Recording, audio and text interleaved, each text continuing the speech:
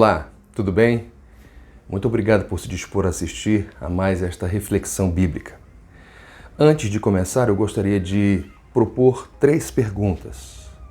Na realidade, são perguntas para o seu coração, de modo que você não precisa responder audivelmente. Responda apenas aí no seu coração, interiormente. Combinado?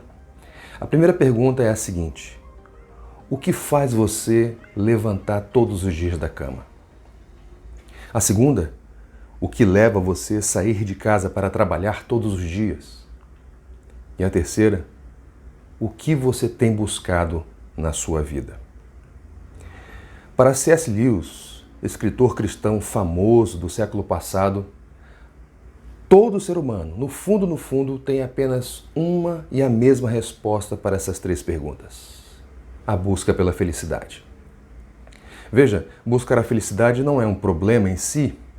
Por vezes, o maior problema se encontra em acharmos que podemos encontrá-la em determinados locais. Por exemplo, há algumas pessoas que acham que a felicidade pode ser encontrada numa relação amorosa intensa. Outras pessoas acham que ela pode ser encontrada numa carreira profissional bem-sucedida e que preferencialmente pague muito bem. Outras pessoas vão achar que ela pode ser encontrada numa reputação sólida. Todas essas coisas são muito boas. Porém, quando alcançadas, fica muito claro que aquele estado de felicidade permanente que foi buscado nelas não passa de uma ilusão. O máximo que elas podem oferecer é uma euforia momentânea, mas que com o tempo passa, com o tempo acaba. Isso significa então que toda busca pela felicidade será sempre uma busca fadada ao fracasso? Não, se ela for buscada no local correto. E a boa notícia é que a Bíblia indica onde ela pode ser encontrada. Por isso eu peço que você acompanhe a leitura e, consequentemente, e posterior reflexão no Salmo 27, versículo 4, que é uma das passagens bíblicas que indica onde a felicidade que tanto buscamos pode ser encontrada. O texto diz assim: uma coisa pedi ao Senhor, é o que procuro, que eu possa viver na casa do Senhor todos os dias da minha vida, para contemplar a bondade do Senhor e buscar sua orientação no seu templo. O livro dos Salmos é um livro totalmente diferenciado. Os Salmos são uma literatura singular. Isso porque, quando nós comparamos com todos os outros livros da Bíblia, nós vamos concluir que os Salmos têm vários autores, até porque este livro é resultado de uma compilação de vários poemas, de várias músicas que foram compostas por vários autores. Não, o rei Davi não é o autor do livro de Salmos. Na verdade, o rei Davi, ele é autor de vários salmos contidos neste livro. Uma leitura rápida, mas com uma observação relativamente atenta, vai fazer com que nós concluamos que há vários autores deste livro. Por exemplo, Etã, Esdras, Asaf, Moisés, Salomão, a família dos coraitas e assim por diante. Por isso, não é correto dizer que o livro de Salmos tem capítulos. Não é correto dizer Salmo capítulo 1, Salmo capítulo 27, 37 e assim por diante. O correto é se referir aos salmos especificamente, como, por exemplo, Salmo 1, Salmo 37 e assim por diante. O que é um salmo? O salmo, basicamente, é uma canção que é utilizada pelo povo de Israel em suas festas anuais, em sua peregrinação para o Templo de Jerusalém, em seus cultos coletivos. Agora, o salmo ou os salmos são uma literatura completamente diferenciada, incomparável. Por quê? Porque os salmos, basicamente suas letras, são inspirados por Deus. O que significa dizer que os salmos são palavra de Deus e, portanto, úteis para o ensino, para a repreensão, para a correção, para a instrução na justiça, a fim de que nós sejamos completos e completamente habilitados para viver uma vida que agrade ao Senhor. Agora, dizer que os salmos são inspirados por Deus, são palavra de Deus, não significa que eles sejam isentos de dificuldades interpretativas, porque nós vamos nos deparar com algumas. Algumas dessas dificuldades são impostas justamente porque nem todos os salmos indicam o contexto histórico exato no qual eles estavam inseridos e no qual eles foram elaborados. Existem exceções, é claro. Por exemplo, o Salmo 51 dá algumas boas indicações do seu contexto histórico. Há uma declaração logo no início dele que diz assim: para o ministro de música, Salmo de Davi, escrito quando o profeta Natã veio a Davi depois que este cometeu adultério contra Batseba, ou com Batseba, perdão. Vejam, aqui nós temos informações relevantes que nos ajudam a compreender por que Davi utilizou determinadas expressões, por que ele se referiu e se expressou daquela maneira. Ou seja, nós temos informações que são relevantes para que nós consigamos interpretar o salmo de forma precisa. Agora, nem todos os salmos têm informações como estas, e por isso as dificuldades interpretativas se impõem. O Salmo 27, por exemplo, salmo no qual estamos refletindo, não apresenta tantas informações a respeito do seu contexto histórico exato. Então isso é uma dificuldade. Mas, por outro lado, quando nós lemos este salmo, nós percebemos que ele fornece dicas, bem próximas daquilo que seria o contexto do salmista, o contexto e o cenário no qual ele, o autor deste salmo, estava inserido. Então, vejam só o que dizem os versículos 1, 2 e 3. O Senhor é a minha luz e a minha salvação, de quem terei temor? O Senhor é o meu forte refúgio, de quem terei medo? Quando homens maus avançarem contra mim para destruir-me, eles, meus inimigos e meus adversários, é que tropeçarão e cairão. Ainda que um exército se acampe contra mim, meu coração não temerá.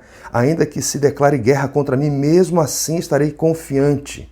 Agora observe o que diz ali o versículo 11.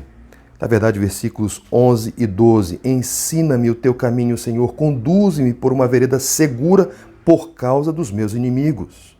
Não me entregues ao capricho dos meus adversários, pois testemunhas falsas se levantam contra mim, respirando violência. Fica claro que o salmista, quando ele escreveu este salmo, ele se via sob ameaças. E não eram ameaças quaisquer. Vamos ler novamente aqui o versículo 3 deste mesmo salmo, que diz assim: ainda que um exército se acampe contra mim, meu coração não temerá. Ainda que se declare guerra contra mim, mesmo assim estarei confiante. Fica claro que o autor deste salmo estava sob ameaças terríveis, literalmente ameaça de morte. E chama a nossa atenção o fato de que, ainda que ele estivesse inserido num cenário hostil, ele se apresenta confiante. E isso vai se verificar no pedido que ele vai fazer ao Senhor. Um pedido que tem uma introdução. E essa introdução, ela diz o seguinte: uma coisa pedi ao Senhor, é o que procuro. Uma tradução mais literal desta passagem, dessa introdução, seria assim: uma coisa pedi ao Senhor, é o que eu buscarei. Há dois detalhes que devem chamar a nossa atenção aqui. O primeiro detalhe dessa introdução que deve chamar a nossa atenção é o fato de que o salmista tinha uma prioridade que se verifica no fato de ele fazer apenas um pedido. Uma coisa pedir ao Senhor. Agora, é claro, é verdade, se você ler o restante do salmo, você vai perceber que ele fez outros pedidos. Ele fez outras solicitações ao Senhor. Agora, isso não significa dizer que é errado que ele tinha apenas um pedido. Eu vou exemplificar isso. Vamos supor que eu peça para você uma xícara de café. Você ouve a minha solicitação. A propósito, eu pedi para você um café bem doce. Você traz o café, você o adoçou, eu experimento, ele está doce, mas não está bem doce, e por isso eu lhe peço o açucareiro. Veja, eu fiz 2 pedidos, mas o segundo pedido, ele está diretamente relacionado com o primeiro. Ele é derivado, ele é dependente do primeiro pedido. De forma que se eu disser para você que eu fiz apenas um pedido, me dê um café bem doce, isso já é suficiente, isso é verdadeiro. Da mesma forma, nós podemos concluir isso aqui no primeiro, aqui no Salmo 27.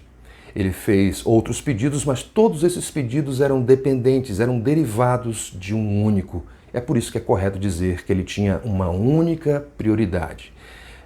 É isso que deve nos chamar a atenção em primeiro lugar. Mas em segundo, há um outro detalhe que deve chamar a nossa atenção, que era a sua determinação. Ele diz, uma coisa pedi ao Senhor, isto eu procuro, é isto que eu buscarei. Normalmente, quando nós pedimos alguma coisa, nós assumimos uma posição, uma postura passiva, esperando sermos atendidos, não é assim?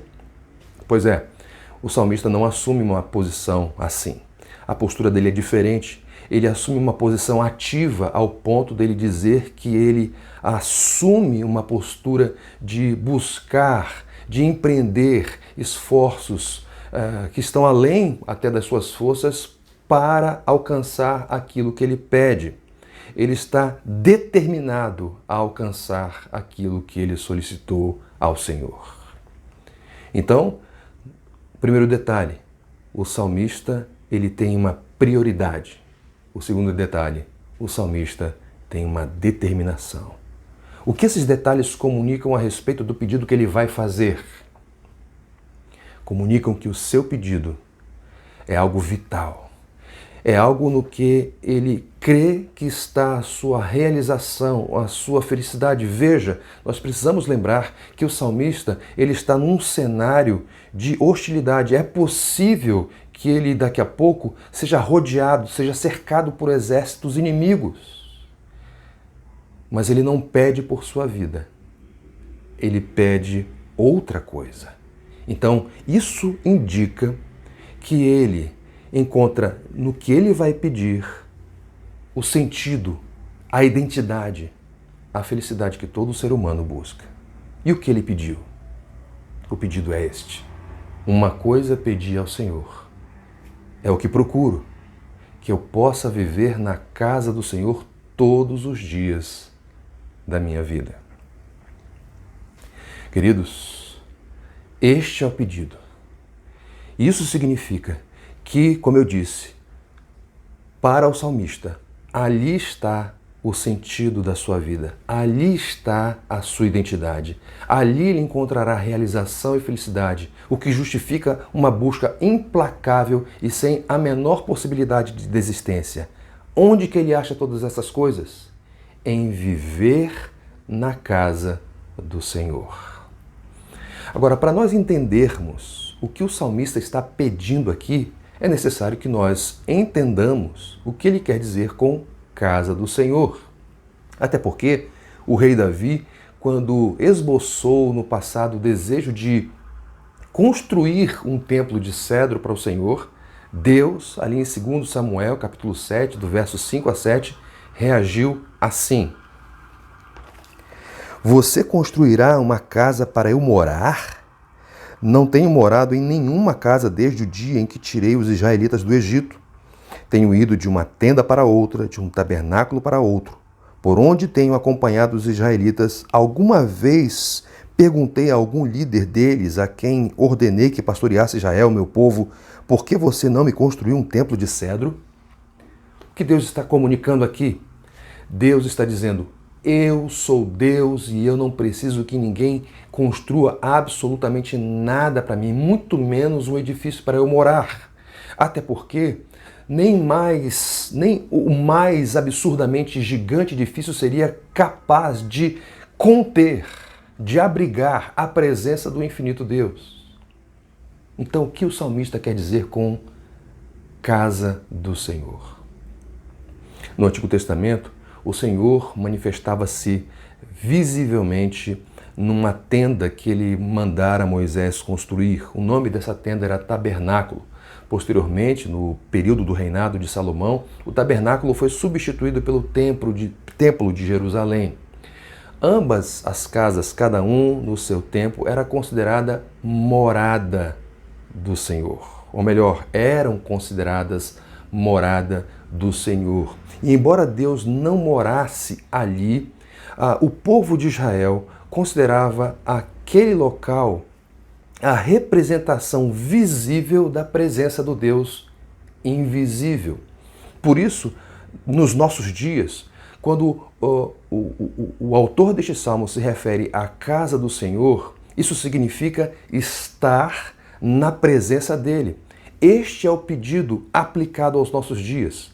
O salmista pede para estar na presença do Senhor, para estar em relacionamento com Ele, estar em comunhão íntima com o seu Senhor.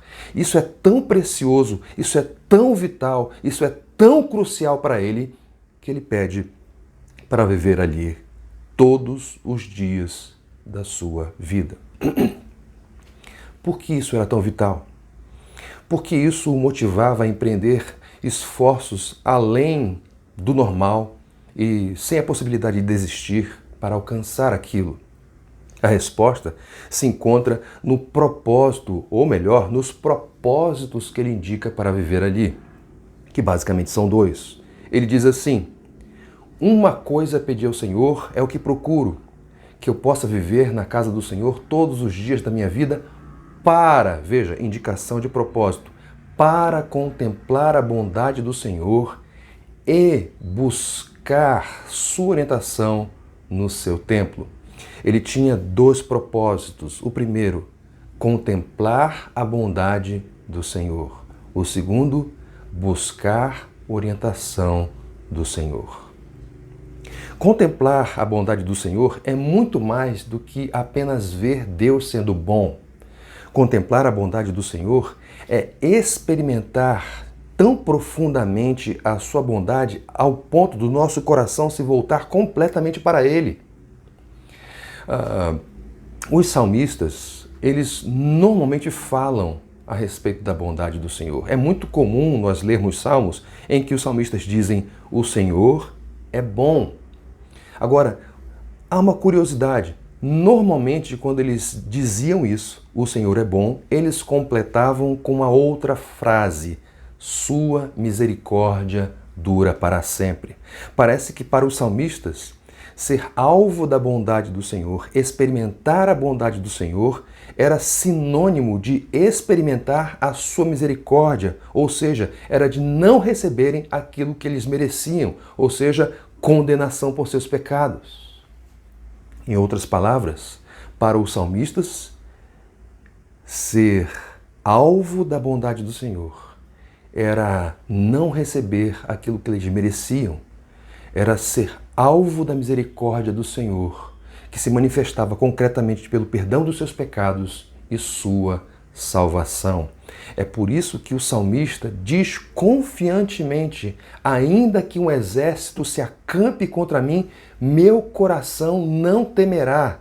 Não temerá, porque, nas palavras dele, no versículo 1, o Senhor é a minha salvação. Esse é o primeiro propósito: contemplar a bondade do Senhor. Mas há um segundo: buscar orientação do Senhor no seu templo. Quando nós buscamos orientação? Quando estamos inseguros, quando estamos em dúvida, quando não temos clareza diante de nós. Filhos, quando estão diante de impasses, diante de encruzilhadas e precisam tomar uma decisão, o que eles fazem? Eles buscam orientação dos seus pais, de pessoas mais experientes. Agora, nem os pais, nem as pessoas mais experientes têm todas as respostas para todos os dilemas que nós vamos enfrentar na vida. Há apenas uma pessoa que tem, e essa pessoa é Deus. É por isso que o salmista, aqui no versículo 1, mais uma vez, ele diz: O Senhor é a minha luz. Em outras palavras, Ele dissipa as trevas que estão diante de mim. Ele me dá discernimento, Ele me dá sabedoria para caminhar aqui, nessa existência, na nossa peregrinação, agradando a Ele. Agora sim está claro. Está claro porque estar na presença do Senhor continuamente é vital, é prioridade zero para o salmista. Agora sim está claro porque ele está disposto a empreender todos os seus esforços para alcançar isso. Porque para o salmista, relacionar-se com Deus era sinônimo de ser alvo das suas misericórdias, de ter perdão dos seus pecados, e isso era garantia da sua salvação e os benefícios que decorrem dela. Porque para o salmista, relacionar-se com Deus era sinônimo dele ter e receber do Senhor luz, receber orientação, direção para a sua vida, e isso garantiria uma vida sábia, mesmo em meio a um cenário hostil, um cenário de pessoas que estivessem buscando o seu mal. Tudo isso exige uma pergunta. O que você está buscando? Eu sei que talvez essa resposta não venha tão de imediato na sua cabeça, por isso faça outras perguntas. Pergunte-se: o que faz você levantar da sua cama todos os dias? O que leva você a sair para trabalhar todas as manhãs? Para responder honestamente a essas questões, você precisa verificar o que ou quem tem ocupado mais espaço no seu coração. Você precisa avaliar com que ou com quem você tem dedicado mais tempo da sua rotina. Você precisa ponderar com que ou com quem você tem investido mais das suas finanças. Você precisa fazer isso. O que, se tirado de você, fará você concluir que a sua vida perdeu o sentido e que não vale mais a pena viver? Se a resposta não for Deus, pode estar certo que você está procurando felicidade e realização onde elas jamais serão encontradas. Só Deus pode oferecer isso. E a boa notícia é que Ele providenciou um meio para experimentarmos essa felicidade. E esse meio é Jesus Cristo. No Evangelho de João, capítulo 10, verso 11, Jesus disse: eu sou o bom pastor. O bom pastor dá a vida pelas ovelhas. Jesus é bom. Jesus é pastor. E essa é uma maneira de dizer, em outras palavras, que Ele oferece misericórdia, bondade, e oferece pastoreio, cuidado e orientação. Bondade e orientação. Por que Jesus dá a vida pelas ovelhas? E é importante nós lembrarmos aqui que Jesus não está aqui se referindo a animais, ele está usando uma figura de linguagem, ele não está se referindo a um animal, um quadrúpede ruminante da família dos bovídeos, não. Ele está se referindo a pessoas, especificamente a pessoas que ele quer salvar. Por que Jesus morre por essas pessoas? Porque essas pessoas, todas elas, viraram as costas para Deus. Todas elas desprezaram o Senhor, querendo viver suas vidas de acordo com a sua própria orientação, de acordo com as suas próprias leis. E por causa disso se tornaram, com justiça, merecedoras da condenação por seus pecados, da condenação eterna por terem desprezado ao Senhor. Mas Deus, em sua infinita misericórdia, para ser justo e justificador, Ele providenciou um meio, Jesus Cristo, para sofrer essa condenação, sofrer este castigo no lugar desses pecadores, de modo que dessa forma eles seriam livres da condenação eterna, teriam seus pecados perdoados e vida eterna. Jesus, ele materializou, ele concretizou a sua bondade oferecendo misericórdia por receber aquilo que ele não merecia, para que nós não recebêssemos aquilo que merecíamos. Jesus era totalmente justo, Jesus era totalmente santo, era totalmente sem pecado, mas mesmo assim, em seu amor, ele se oferece voluntariamente para receber o castigo que não merecia, para que nós não recebêssemos a condenação que nós merecíamos. Jesus oferece concretamente misericórdia. E essa misericórdia pode ser experimentada porque, ainda que ele tenha morrido na cruz do Calvário, ele ressuscitou ao terceiro dia e, portanto, tem poder e autoridade para perdoar pecados e salvar pecadores. A pergunta, então, é como pecadores podem usufruir, podem experimentar misericórdia. O Evangelho de João, capítulo 3, verso 18, diz assim: quem nele crê não está condenado, mas quem não crê já está condenado por não crer no nome do Filho unigênito de Deus. De acordo com João, capítulo 3, verso 18, para sermos alvos e para experimentarmos a misericórdia de Jesus, precisamos crer em seu nome. Agora veja bem, atenção aqui. Crer é muito mais do que acreditar que Jesus existiu, que ele foi uma pessoa extraordinária e que ele deixou ensinamentos muito relevantes, importantes de serem seguidos. Crer é muito mais do que isso.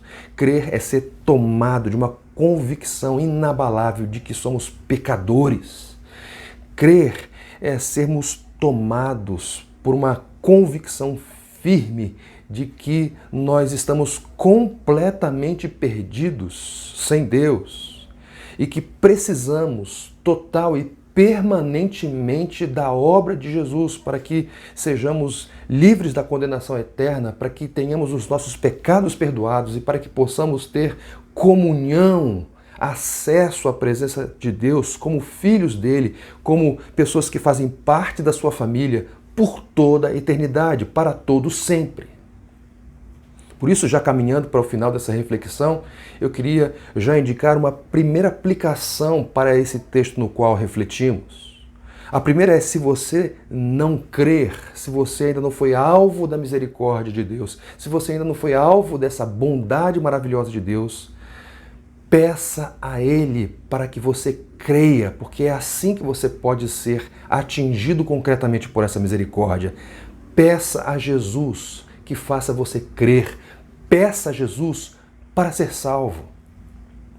E detalhe aqui, não deixe para fazer isso amanhã. Que tal fazer isso já? Mas esse texto aqui, ele pode também nos oferecer aplicações para aquelas pessoas que já creem, aquelas pessoas que já depositaram a sua fé em Jesus e que são discípulas dele. Nós aprendemos nesse texto que o salmista tinha uma prioridade. Uma coisa pedia ao Senhor. A sua prioridade era o Senhor. Ele queria viver todos os dias na presença do Senhor, em comunhão e relacionamento íntimo com Ele. Você precisa, portanto, por meio desse texto, ser motivado a reajustar, a reavaliar as suas prioridades. Você sabe que as nossas prioridades normalmente são definidas por aquilo que nós amamos. Aquilo que nós mais amamos define a nossa rotina, define os nossos passos, as nossas decisões, as nossas prioridades. Portanto, uma maneira de nós praticarmos o Salmo 27, versículo 4 é: peça ao Senhor que você o ame mais. Porque uma vez que você ame mais ao Senhor, as suas prioridades serão ajustadas, dirigidas por isso. O salmista diz também que ele quer viver na casa do Senhor todos os dias da sua vida. ele quer viver na presença do Senhor, quer crescer com isso. E esse crescimento, querido, se dá por duas formas. Primeiro é por devoção pessoal. Segundo, por devoção comunitária. Sim, nós recebemos misericórdia, nós fomos salvos, vivemos nova vida no Senhor, mas isso não significa que não tenhamos mais trabalho. Temos trabalho, precisamos, da nossa parte, cultivar o nosso relacionamento com o Senhor. E esse cultivo se dá, claro, por meditação na palavra do Senhor e oração. Então, dedique tempo para isso. Se as suas prioridades estão ajustadas, isso se manifestará, isso se materializará em dedicação de tempo na sua rotina para ter devoção ao Senhor, leitura, deleite, meditação na palavra do Senhor e oração a Ele. E como eu disse, uma outra forma de crescer nessa intimidade com o Senhor é por meio de um compromisso formal com a igreja dele. Se você está enfraquecido nessa sua comunhão, nesse compromisso, aproxime-se da igreja, viva a vida comum da comunhão dos santos, porque Deus definiu na eternidade que usaria a comunhão coletiva para produzir, por meio do exercício dos dons dos nossos irmãos, crescimento na fé.